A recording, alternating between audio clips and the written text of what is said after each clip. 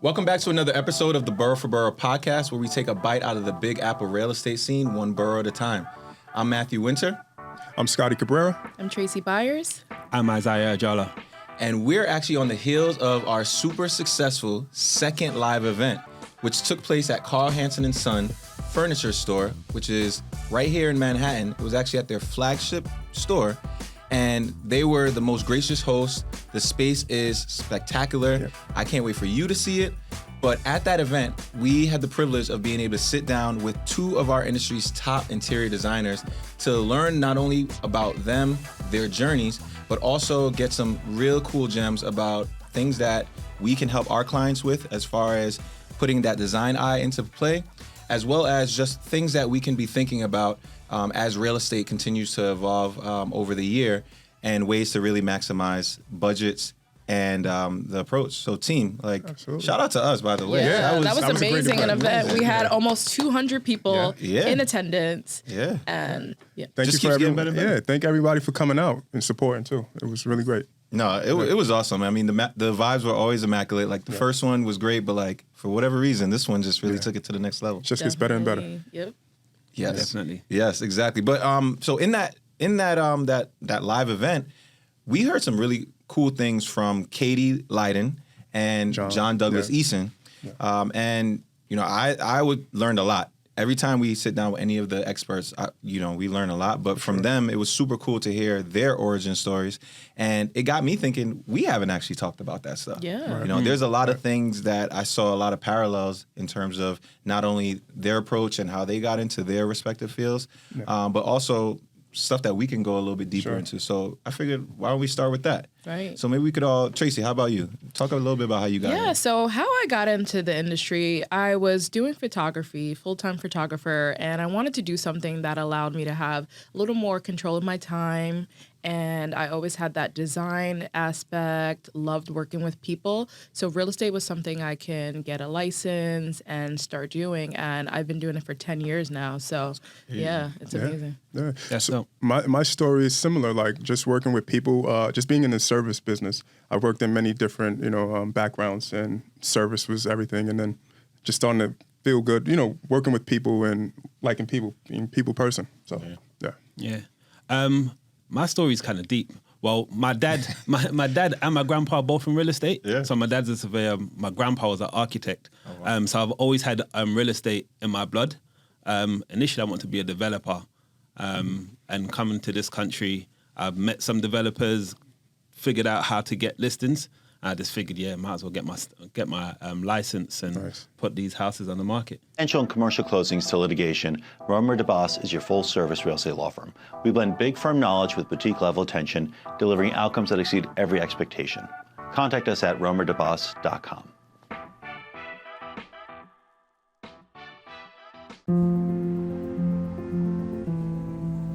What do you really need to know about buying or selling a home? First, it's serious business, and it's complicated. There's a lot of money on the table, and emotion too. You need an agent who knows the ropes. So, whether you're buying or selling your home, work with professionals who have a mastery of the craft.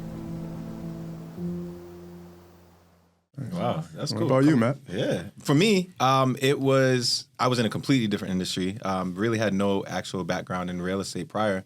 I was in advertising.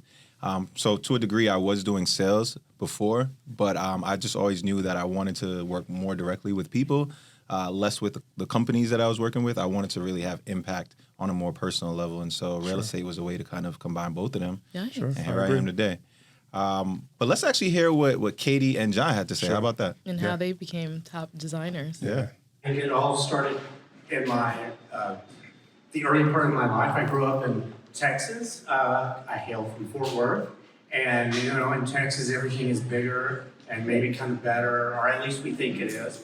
And, I had this mother that was bigger and better and dressed for everything. And everything in our house was always in order, never anything out of order. And my mom and I would paint lamps, we would put flower arrangements together, we would reupholster furniture. It was part of what we did and part of how I was raised. You know, and every 2 or 3 years, my bedroom got redecorated. I had the purple fur bedspread at one time with black light posters. Does anybody remember what black light posters are? Oh, good one. So anyhow, that was kind of part of my experience growing up and living at home. And it was something that I enjoyed. We had a lot of fun. And fast forward to my early 30s, and I worked in Texas in an industry I hated for 10 years, and made a decision to get out of that industry. Well, I got fired out of it. And I moved to New York, and I had one goal, and that was to figure out what I wanted to be when I grow up. And one thing that had worked is I had to find something to do that I loved. I tried banking, hated that. I tried a little theater work. Too many other people more talented and bigger than, that still couldn't get work. So I wound up, a friend of mine introduced me to an interior designer in town. That didn't work out, but the woman who is his associate designer, I told her that I wasn't there for much longer, and she said, well, don't go, stay. I'm opening my own business and you can come run it. And that was it. And I love doing what I do. The days, I often finish my day at 7 or 8 o'clock in the evening, and I'm still like, can we have another hour or two? So it's, it is all the difference in the world to do something you love doing. And I consider myself very fortunate to have found what I do and love what I do. Let's sit here. Thank you. Hey, what about you? Don't tell me you're from Texas too. I'm definitely not from Texas. But I was working in New York in fashion, and I loved it, but there's something very temporary about it. It's always moving fast, nothing really lasts. And people were talking about their decorators, and I was like, what is that?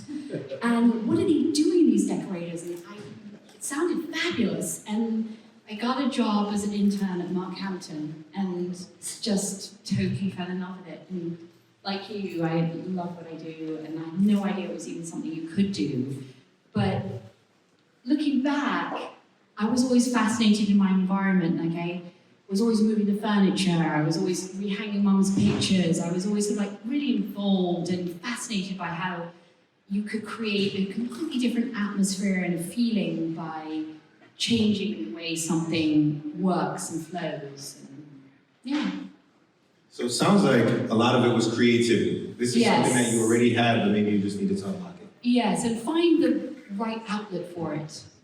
I love the way interior design is so, there's so many aspects to it. There's fabrics, there's textures, there's, painters, there's craftspeople, there's furniture makers. It's like you're creating a stage, a theater. There's just so much to it. That was great. And I think also, of course, talking to interior designers, we just had to ask them, what are the necessities when they're working with the client that they have to be able to make sure, if nothing else, those are the things that they're hitting on. That it has to yep. So I think for us, what are some of those things that when you're working with a client that you look for? Yeah, I usually go for neutral colors for everything, like colors, even design furniture and things like that. We need neutrality, it's always important. Yeah. What about you, Traci? What about you? Yeah. So I'm seeing more so bathroom necessities. Is there a lot of cabinet space? Is there counter space? I think sometimes keeping the tiles a neutral color versus doing, some bold colors in the bathrooms. That has been something my clients want. Yeah. From a personal point of view, I've done a few renovations on my own, and it's important for storage. When I've worked with some of my clients, especially rental clients, they've always said storage is a big thing, especially being in New York, where you have smaller apartments anyway. For sure. I think a lot of people would like storage. So whether that's closet space, whether that's storage, similar to what you're saying in the bathroom, right? Having storage there. Yeah. So for me, I've always had an emphasis on storage whenever I've done any of my renovations. Cool. Yeah, I think similar to you, I do a lot of renovation projects, whether it's working with a seller beforehand to renovate, or working with a buyer who wants to be able to make sure when they're buying the home they're already working on a renovation. And 9 times out of 10, it always starts with the kitchen. I mean, we're in the Uber Eats generation, so people are ordering a lot more food, but it always blows my mind the emphasis that people put on the kitchen, because in many ways they feel like that's the central point of the home. And so making sure that whether it's the finishes, you know, there's always a debate of if it should be, you know, brass or if it should be shiny, you know, there's all those types of things. But I always realize that no matter what, the kitchen is the place that we always got to focus on. And the kitchen is the focal point as well, so it's important. I agree with you. It is important to have I like how when people design, like a lot of designers now, I see this like this popular nook under the staircase where they put like a little, you know, that's always cool to maximize the space. Like, that's dope. I think your one of your sellers had a design similar to that. Yeah, and they put like the fridge inside it was like the staircase. Like a nook. And then they had different compartments for like your spices, pull-out drawers. So that was a cool design for sure. Wow, I remember that. So let's see what Katie and John had to say. Sure. Yep. Yes, decisions. You know, someone who is, you know, prepared to listen to you a little bit, and you work together and you create a vision, and they make decisions, and you know they understand what it takes. I would say those sorts of broad strokes. Yeah. Trust. Yes, that's it. And you know, also, it's not like we really show up at people's homes, you know, put together these fabulous homes, and we're out of their lives. I have clients that I've worked with now for 25 and 30 years, and I've watched their kids grow up. And now their kids are having kids, and that makes me how old? But it's, you know, you become to some degree an extension of the family, and it's more than just. They really trust you with, number one, from the get-go, large amounts of money that they don't know if you are going to return with any furniture or not. And so all of that, you know, there's something that you're building, and it's not just about fabrics, it's not just about... It's relationships. It's lifelong, repeated relationships, for sure. And every time you do a project, you get to know them more. You know, every time you get to know them more, you get to do a better job for them because you keep learning together. So obviously, we work with a bunch of different types of clients, but right now is the season where there's a lot of first-time home buyers out there. And in my opinion, those are the people who sometimes may need the most help because this is a whole new journey for them. Yeah. So when you're working with a first-time home buyer, are there specific things that you try to emphasize for them or even suggest that they work with an interior designer? Yeah, so for me, I think I was talking to you, Tracy, about how I get a lot of my listings and they usually need renovation. So whenever I do engage with an interior designer with my clients, usually first-time home buyers, I kind of get them to put an emphasis on the kitchens. The kitchen and the bathroom, you spend a lot of time in the kitchen. You might not realize it, but from the cooking, especially if you have a family, kids, things of that nature, you're going to spend a lot of time in the kitchen. So there is a huge emphasis that I put on my clients with the kitchen and the bathroom. The rest, you can put a lick of paint and you'll be all right. But the kitchen and the bathroom, in my opinion, you spend a lot of time in those places. Yeah, I guess, you know, we kind of guide them and give them the guidance on like what they should be doing. They have no vision sometimes when they're even viewing the units. Right. So my client, she's closing tomorrow. And she already, before she closed, she's got her contractor in there twice to do little spooses in the place. So she's changing the handles on the kitchen cabinets. She's changing the bathroom fixtures. She's putting in some mirrors, vanities, and that's how she's going to start initially. But she said over time, she may want to redo the floors, redo other parts of the apartment. So I think that's a great way to kind of do small projects so that you can, you know, get it to your liking. Sure. Yeah. I think for me, like when I'm telling clients, I'm like, look at virtual staging. Like go online, look at virtual staging, go to open houses, you know, just to get a sense of what could be done, right? Copy if you need to. If you need to borrow something, you borrow it, right? Yep. Because like most of the times they don't have the budget anyway. So it's like, And that's an important point actually for my clients. I always try to get them off the ledge, right? Because during renovation, first of all, you're buying a house, which is a huge expense. And then on top of that, during renovation could be an added expense, which a lot of first-time homeowners don't have. So it's important for me to let them know that, listen, you don't have to do this immediately. You can do this over the years. You've got 30 years down there. right? So you could do this over the years and get your house in the right space eventually. And I think most of them just like want to jump head in and do everything at once, and it's like it's impossible. Like, and whatever they do doesn't have to be the end all be all. Like you said, you know, if they have a 30-year mortgage, it's not you do this one renovation year one and it's gonna last you. You know, there's tons of people who once you tell them like, look, you can do this now and it could be on trend, but you may decide in a few years it just doesn't match your aesthetic or your lifestyle, and that's when you could potentially engage an interior designer who could help you understand how to take it to that next level. Yeah, exactly. I agree. Yeah, I think Kate and John said some similar things. So let's see what they said. Yeah. All right. No, I think that really good design is so critical because you don't want to fall into traps of, you know, doing whatever is. There was a time where everyone had everything grey or whatever. That's fine, but it does date things, and the good design doesn't. Like, it's amazing how you can look at something that's been well designed, you know, by some of the great designers, and it's still fabulous today. So those sort of architectural principles, good design, I would steer people towards that, I think, always, because that's going to help them sell it in the future. It's also going to help them stay in love with their apartment and not get tired of it and bored of it.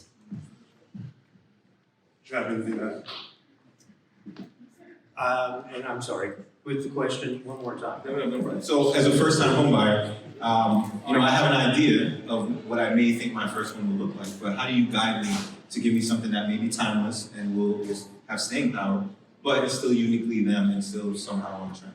Right. But you know, I think what really happens is, especially with the first-time home buyer, because this is something new to you, it's something, and what we do is we build a relationship. I get into your head, so to speak, and I learn about who you are, kind of the things that are interesting to you. You know, is this going to be a swinging bachelor pad? Is this good for a family? But then we take all of those ideas and we transition them into a home that is personal to you. And again, hopefully if I'm good at what I do, I'm going to deliver to you something that is timeless or has elements. You know, a lot of people want things to be, I find these days, people really want contemporary. And they want clean, and they want, but at the same time, we're getting lots of color. Right. So it's a really, but I've always felt like it's always in the mix. But again, and especially with the first time client who's doing this for the first time,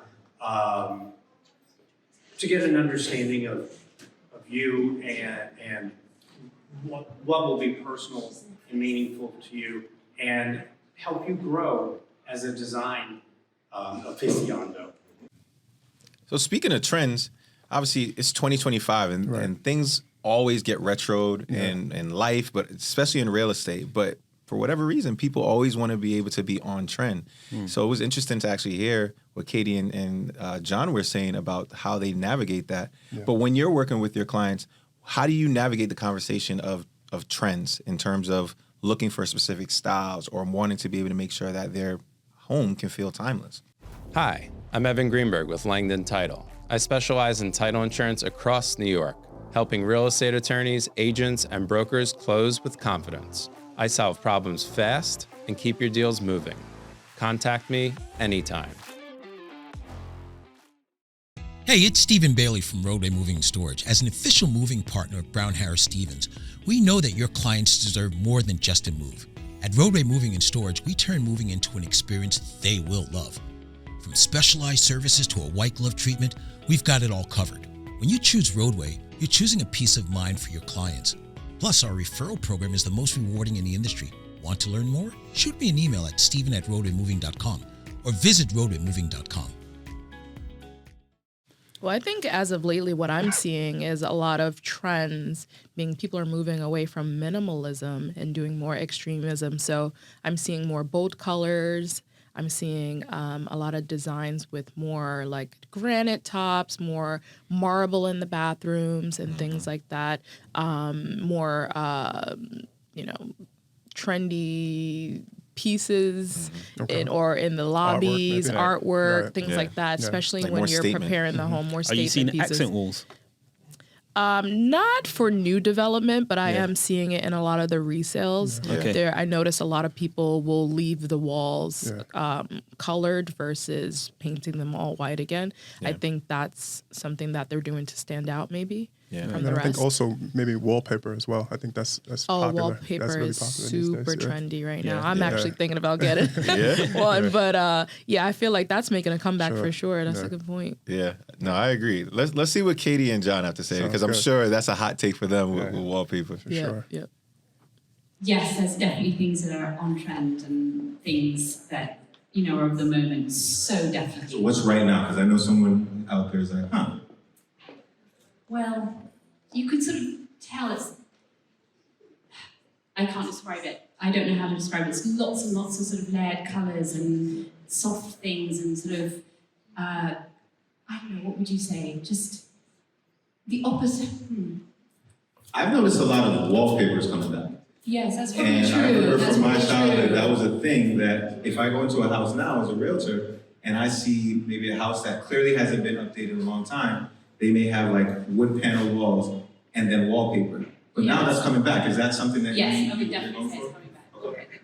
Yeah, I have to say, wallpaper's been coming back for 100 years. Yeah. It is I can't remember, from day one of being in the business, when we haven't used wallpaper in at least one room with probably nearly every project we do, probably more than that. It's a great way, and these days even more so, the ceiling is considered a good wall. So we're not just putting it on walls, we're putting it on the ceiling, and it really does create, just Adds so much. different dimension? Yes. I think interior designers are almost like a great partner for us as real estate agents, because they're kind of like that person in our toolkit that can really help kind of elevate the investment that the person is making. Yep. Absolutely. I don't know if you all are the same, but as far as just integrating them into the process, do you usually introduce them at the beginning, or is it like when they're closer to closing? Yeah, no, I think it's important in the beginning stages before you list, before they list a unit or a property, that they get introduced to an interior designer, so that way they can explore what options are available to them. Yeah, I agree. I think it's something that the earlier you introduce them, obviously money is always a factor. So you want to be able to make sure that whatever costs are associated with it, they're factoring that in and having that conversation early on, that even if you have to revisit it later, it's good to at least introduce that person in my experience as well. Exactly. Yeah. Yep.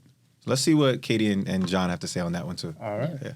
Yeah, I've had several clients that will take me through when they're thinking about buying a home and what have you, to walk through the house and to see if I see the same potential that they see, or the different ways that we envision changing the house and putting it together and giving you a home. After, that's the best time. That's when you give me a nice big fat design fee, and we get going, and we design you a beautiful home that is going to make you happy for however long. Well, that was a great conversation that we had with John and Katie. I mean, I learned a ton, and it was just so great to just hear their insight on everything related to interior design. But we're actually joined by Brown Harris Stevens CMO, Matt Leone, who has some exciting updates for us. Matt, what's going on? Well, it's great to be in the studio again with each one of you, but I'm really here for a couple reasons. The first reason is a very special one to share with the audience, is that when we looked at the rankings of every agent last month, I was reviewing all of them, and I just so happened to see every single one of you in the rankings by region. Yeah. Top in Queens, top in Riverdale, Bronx, one of the top agents in Brooklyn, consistently in the top 40 company-wide. Wow. What's that saying is that there's great talent at this table and part of this podcast, and the people that are listening at home is that they're not just talking heads. They are also very successful real estate professionals. So congratulations to each one of you. But Thank you. In addition to that, we have some also very interesting news is that we have a new sponsor. Hey. And Romer DeBoss LLP, an incredibly respected real estate law firm that's based in New York City as well as out east, is wanting to partner with you guys because they want to expand their business in the outer boroughs and all boroughs in general. So exciting news for you guys. Things moving. So congrats. Nice. It's a big month for us, guys. Yeah. onto bigger things for the rest of the year. For sure. Yeah. I look forward to your next event. Yeah. You know, we're already scouting next spots, so we look forward to that. No, I mean, clearly this year has been on a upward trajectory, and I know that once we get to the next event, future episodes, maybe we'll even have our new sponsor on, and we can really dive into some interesting topics. But no, thank you so much for the continued support, and thank you at home for continuing to listen and watch. Make sure to like, subscribe, follow, share, do all of the things to make sure that you're in the loop for all of our future episodes and events. And thank you for joining, and we can't wait to see you again. Peace. Peace.